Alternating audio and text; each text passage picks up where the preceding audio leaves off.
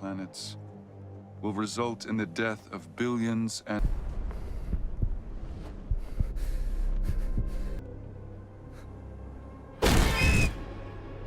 ensure the future of our race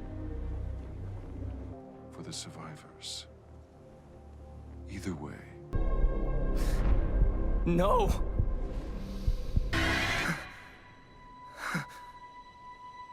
Whisper of who we once were. But still, in return, I offer a truce. Here. For the many offenses you have given us, as long as we are undisturbed. My answer is...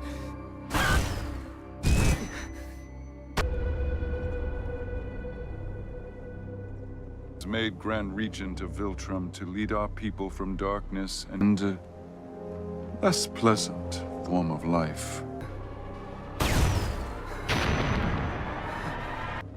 It has not been easy.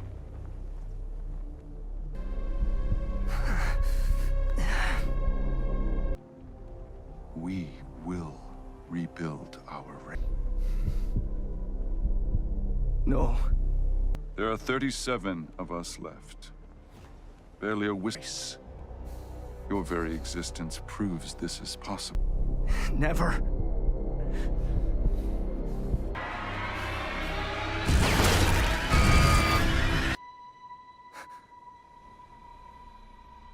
More than enough to tear this planet in half. We will not influence a My answer...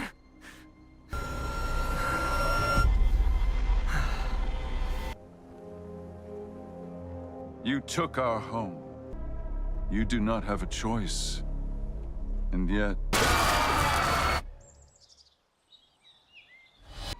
Yes. We are half. It would be fair repayment. Affect, aid, or endanger Earth in any way. Something is wrong with Earth. And this time, it's not loud, not chaotic, not even visible. It's quiet. Too quiet. The kind of silence that comes right before something breaks everything.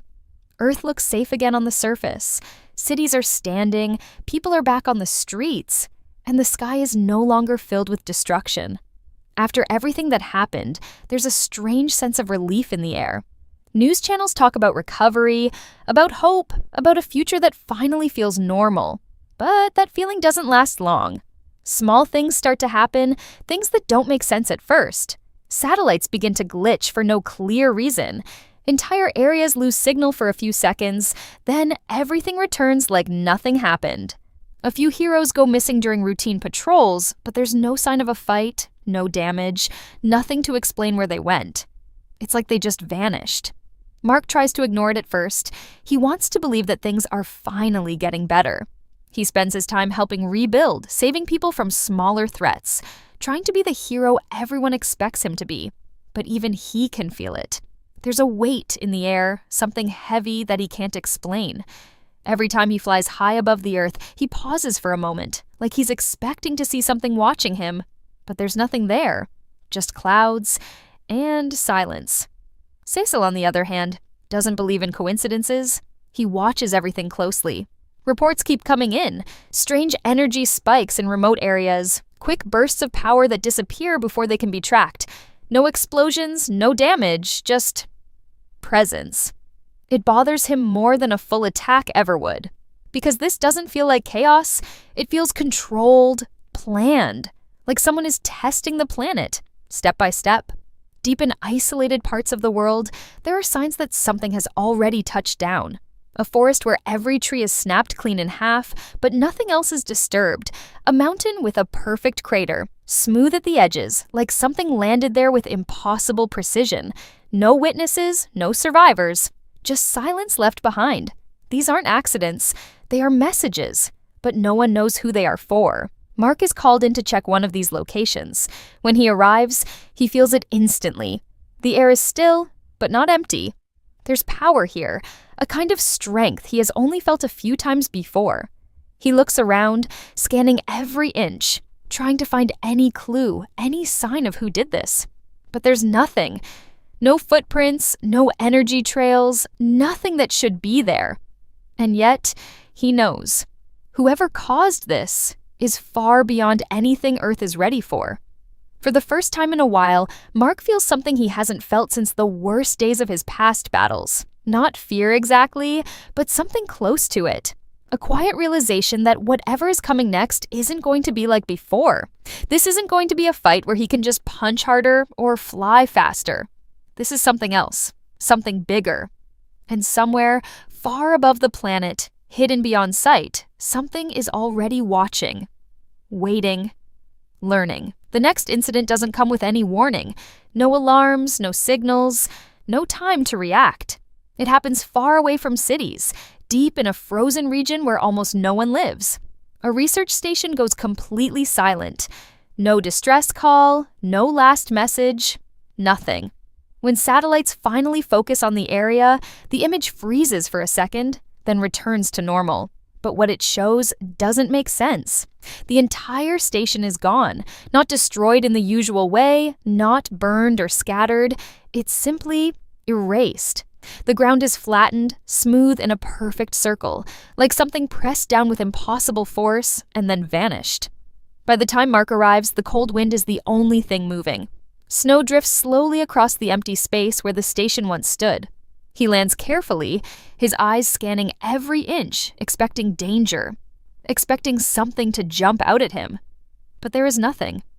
No bodies, no wreckage, just a perfect, unnatural silence. Even the air feels different, heavier, like it's holding on to something that just left. He steps forward, crouching slightly as his hand touches the ground. The surface is solid, compressed in a way that shouldn't be possible. It's not cracked or broken, it's forced inward, like the weight that hit it was beyond anything Earth has ever experienced. Mark's expression tightens as a familiar feeling creeps in. He's seen this kind of damage before, not from any normal enemy, not even from most Viltrumites. This level of control, this precision, it's something else entirely. He moves across the area faster now, checking for any sign, any clue that could explain what happened. That's when he sees it. Not something obvious, not something anyone else would notice. A faint marking in the ground, barely visible, like a symbol carved with effortless strength. It's not random, it means something. And the moment Mark recognizes it, his chest tightens. This isn't just a sign of power, it's a signature. Back in the city, Cecil is already reviewing the data. The energy spike recorded at the exact moment the station disappeared is unlike anything in their system. It's not chaotic or unstable. It's clean, controlled, almost perfect. That's what makes it worse. Cecil doesn't say much, but his silence says everything. He's not dealing with an invasion. This isn't an army. This is one individual. Mark returns, but he doesn't need to explain much. The look on his face is enough. There's a quiet tension in the room as the truth begins to settle in. This wasn't random, it wasn't an accident. Someone came to Earth, tested their strength, and left without a trace. Not because they had to, but because they chose to. Elsewhere, far from any eyes or surveillance, another site tells the same story. A massive canyon, freshly carved into the earth, stretching for miles as if the ground itself had been split open in a single motion. No explosions, no debris scattered outward. Everything is clean, controlled, intentional, like a demonstration, like a warning. And then, for the first time, we see him. Standing alone in the distance, completely still, looking out over the planet as if it already belongs to him. No rush, no emotion, no doubt, just quiet, overwhelming presence. Thragg isn't hiding. He isn't afraid of being found. In fact, it feels like he wants to be discovered. His eyes move slowly, observing everything. The sky, the land, the world below. To him, Earth isn't a threat. It isn't even a challenge. It's something to be studied, understood, and eventually reshaped. Every step he takes leaves a mark, not from effort, but from the sheer force he carries without even trying. Back at headquarters, Cecil finally says the name out loud. Not loudly, not dramatically, just enough for it to land. And when it does, the room changes. Because this isn't just another Viltrumite, this is the one they were hoping would never come. Mark doesn't respond right away. He doesn't argue, doesn't question it. Deep down, he already knows. The feeling he had at the site, the mark in the ground, the precision of the attack, it all points to the same truth. This isn't the beginning of a war. It's the arrival of something far worse. And the most terrifying part is that this is only the first move. He doesn't rush anything. There is no chaos in his movement, no anger, no emotion that leaks out. Every action is measured, like he has already seen the outcome of everything and is simply moving through it, step by step. Earth, to him, is not a mystery. It is an object, something that can be studied, understood, and reshaped if needed. High above the planet, far beyond normal human vision, he observes quietly. He does not hide, yet he is not noticed. That alone says everything about the gap between him and the world below. He looks down at cities glowing in the night, at oceans that move without awareness of what is watching them, at people living their lives completely unaware of how close everything is to changing forever. There is no hatred in him. That is what makes him more dangerous. He does not see Earth as something to destroy out of anger. He sees it as something incomplete, a place still in progress, a species still unstable.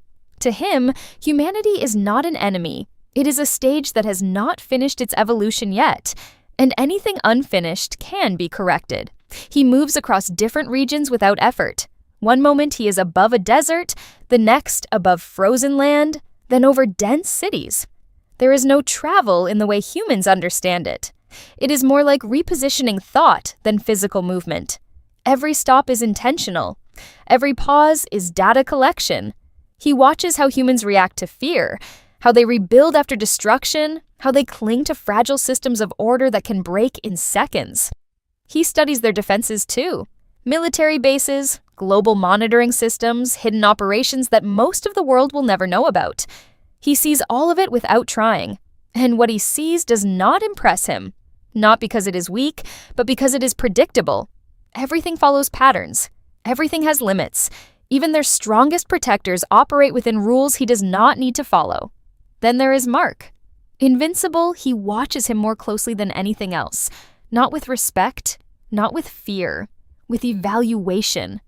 Mark is different from the others. He does not behave like a full Viltrumite, and he does not fully belong to Earth either.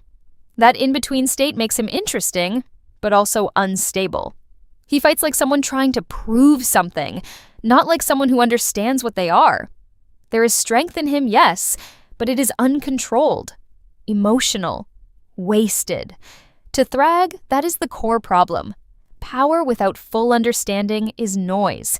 He replays moments of Mark's past battles in his mind, not as memories, but as analysis. Every hesitation, every emotional decision, every moment where strength was held back because of compassion. These are not traits he respects. They are flaws that limit potential. Still, he does not dismiss Mark. Not yet, because there is something else there. Something closer to what Viltrum was meant to be. A conflict between instinct and restraint. Between what he is and what he refuses to become. That conflict makes him unpredictable. And unpredictability has value, at least for now. On Earth, systems begin reacting to the unknown pressure without knowing why. Military satellites adjust their scans. Defense grids recalibrate. Alerts are triggered and dismissed within seconds. Humans feel something is wrong, but they cannot define it. That uncertainty spreads quietly, like a signal without a source. And above all of it, he continues to observe. He does not announce himself. He does not challenge anyone yet. That would be unnecessary. The world is still adjusting to the idea that something stronger than it exists within reach. Instead, he studies how long it takes for fear to turn into action, and how long action takes to become failure. Because in his mind, Earth is not being invaded. It is being evaluated. Mark doesn't say much after returning from the frozen site. He doesn't need to. Everyone in the room can see it on his face. Something is wrong in a way that goes beyond normal threats. Not just another villain, not just another invasion, but something that feels patient, calculated, like Earth is being watched instead of attacked. Cecil keeps the room quiet for a moment, letting the weight settle. Then he starts connecting the reports out loud. Every strange disappearance, every silent zone, every energy spike that appeared and vanished without a trace. On their own, each event looked like an isolated incident. But now, when placed together, they form a pattern that is impossible to ignore. It is not random. It is directional, like something is moving across the planet step by step. Mark listens carefully, but his attention keeps drifting back to one thought: the symbol, the damage, the feeling he had when he touched the ground. He has seen enough powerful beings to recognize when something is above the normal scale of danger. This is not just strength, this is control without effort. That is what unsettles him the most. Cecil finally says what everyone is thinking, but no one wants to fully accept. This is not a scouting mission. It is not a stray survivor of a past war. This is intentional presence. Someone is here on Earth for a reason, and they are not in a hurry to reveal it. The longer they stay hidden, the more it feels like they are waiting for the right moment, instead of searching for one. Mark tries to focus on the facts, but emotion keeps breaking through. He has dealt with powerful enemies before, but there is something different about this. He can handle destruction. He can fight chaos.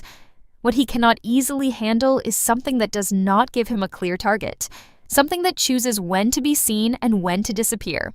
He starts going through every encounter in his mind: the research station, the canyon, the silence afterward, no witnesses, no debris, no mistakes left behind. Whoever is doing this is not just strong. They are careful. That level of precision means experience. And experience at this scale usually means one thing. Mark says the name first, but quietly, almost like he is testing it against reality. Thragg. The moment the name is spoken, the room feels heavier. Not because people do not understand it, but because they do. Even those who have never faced Viltrumites directly know what that name represents. It is not just another warrior. It is a leader, a standard, something that does not arrive without consequence. Cecil does not react immediately, which in itself is a response. He turns away from the screen for a moment, thinking through possibilities that do not end well. If it truly is him, then Earth is not dealing with an isolated threat anymore. It is dealing with intent, purpose, a being who does not act without long-term outcome in mind. Mark feels the shift in responsibility immediately. Before, this was something he could investigate. Now it feels like something already in motion, something that does not stop just because it has been identified. That realization sits heavily in his chest, because it means every second wasted is not just delay, it is progress for the enemy. Cecil lays out containment options, but even he does not sound confident in them. Monitoring increases, global surveillance is tightened, hidden defense systems are activated, but none of it feels like preparation. It feels like response after the fact, like trying to close doors after someone has already walked through the house. Mark asks the question everyone avoids. Where is he now? The answer is simple and frustrating. Unknown. He could be anywhere. Watching, moving, learning, or already finished observing and preparing for the next step. That uncertainty is worse than a known location because it turns the entire planet into a possible battlefield. The conversation slows after that. There is nothing more to add that changes the situation. They already know the problem. They just do not know the shape it will take next. Mark leaves the room, but he does not go far. He stands alone for a moment, trying to process what it means to fight something that does not rush, does not reveal itself fully, and does not make mistakes that can be used against it. He has always relied on reaction, on adapting mid-fight. But this feels different. This feels like something that has already decided how things will end before the first blow is even exchanged. And somewhere beyond their awareness, the same presence that has been watching continues its silent evaluation, now aware that its existence is no longer unknown.